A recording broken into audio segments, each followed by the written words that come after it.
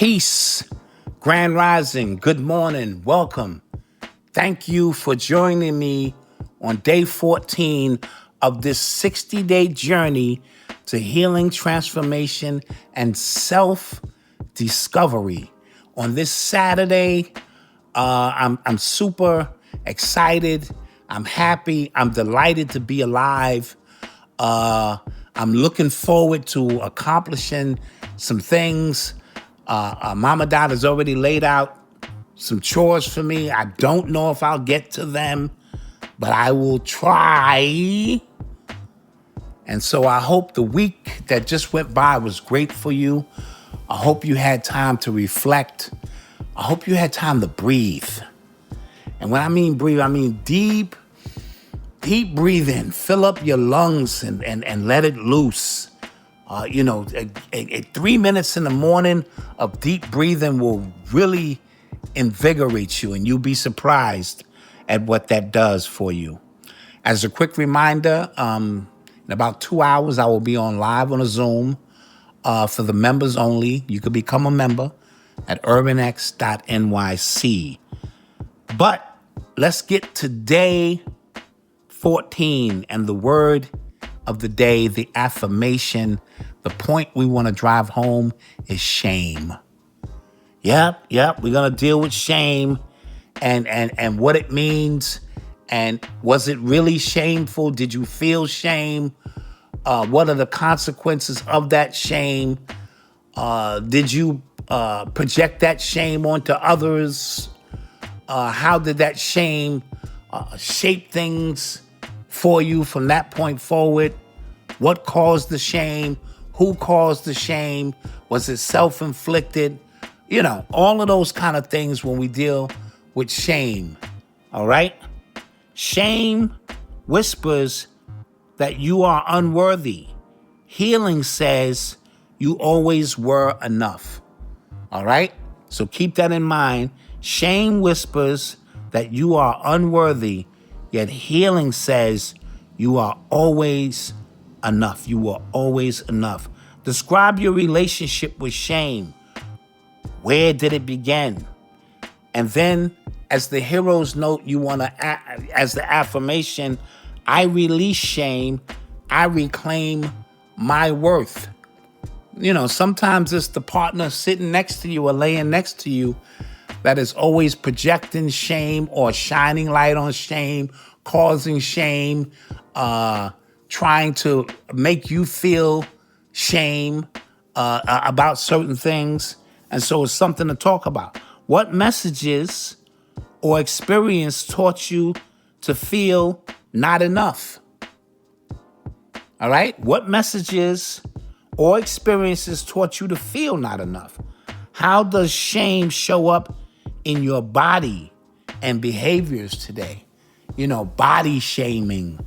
A lot of young teens are going through that now because social media has become so toxic in making them not love themselves and always feeling that they have to be better, that they have to be slim, that they have to be, this way or that way. I've never seen a generation. I'm always used to women, because I'm 57 years old. And if they were going out, they'd get dressed up and they do this and that. Now women don't like their eyebrows. They don't like their eyelashes. They don't like their hair. They don't like their lips. They don't like their ass. They don't like their tits. And they have the ability to change all of that. But all of that is because they have been focused to look outside of themselves. And men have been programmed to look at just the outer beauty or sexualize women too much, and women trying to live up to those expectations.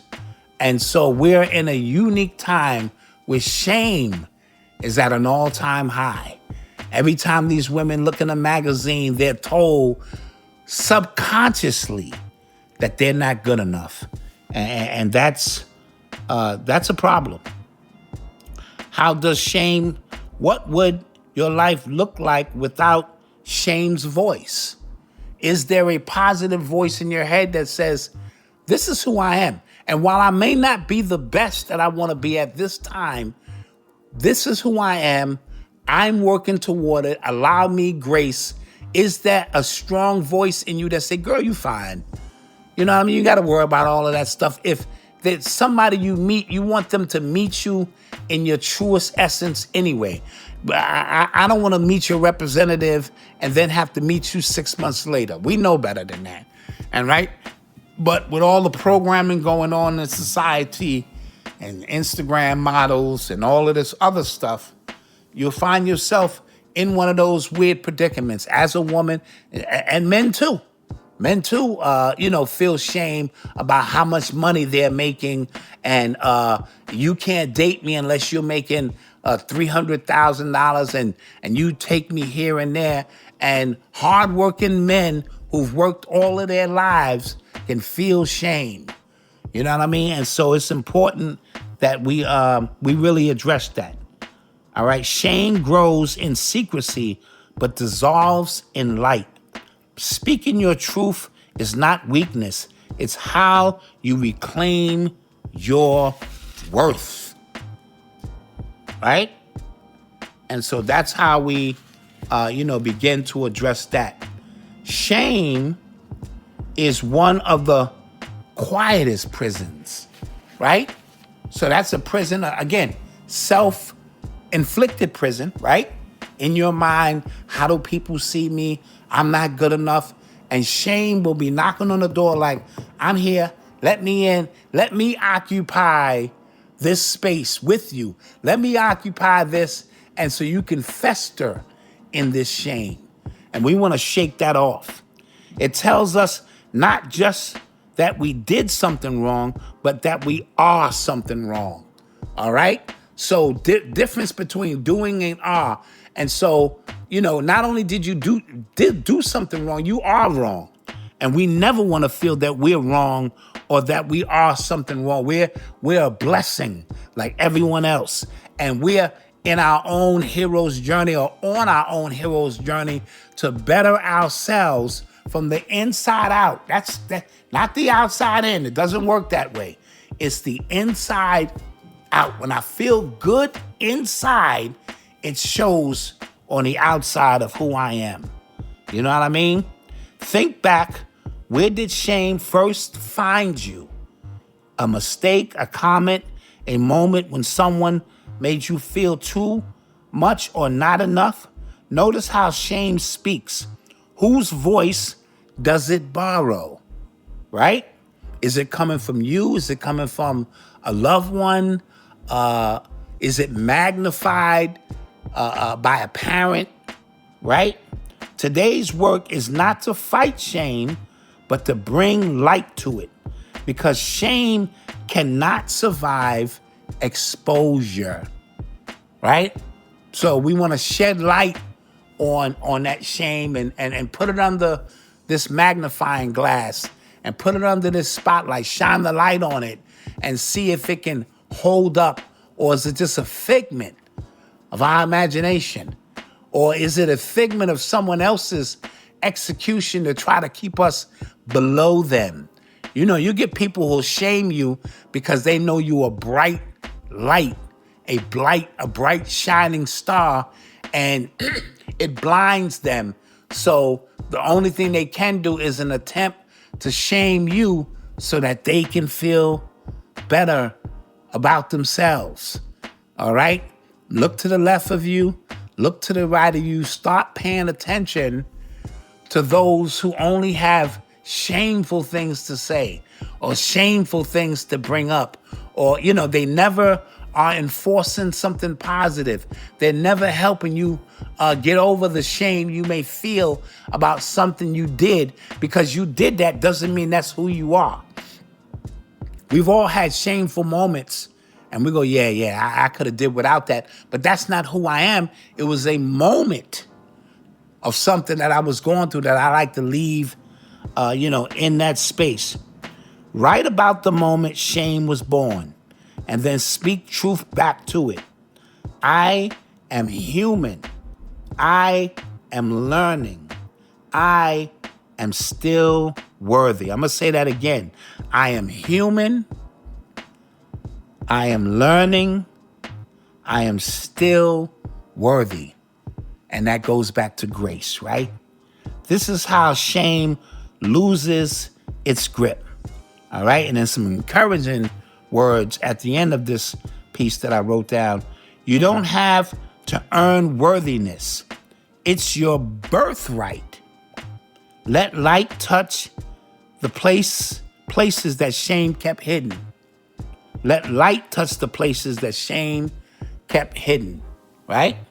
This little light of mine, I'm gonna let it shine nice and brightly. And we're gonna take shame and kick it in its ass, all right? Because we have the power to do so. And lastly, but not least, what are you thankful for? I didn't ask this the last day or two, but I'm getting back to it. What are you thankful for on this Saturday? This Saturday morning, what are you thankful for? All right, and with that being said, you know what we like to say, live, learn, laugh, and love. I love you. I hope you love yourself. We are 14 days in.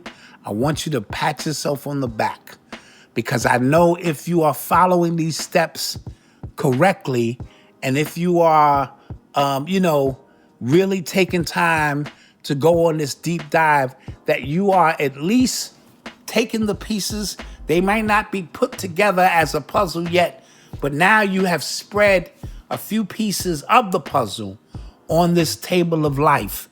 And now we can start putting it together. The bigger pieces are a little bit easier to the puzzle because we can quickly identify where they belong. It's the smaller pieces. It's the little pieces that take us time. We got to spin those around.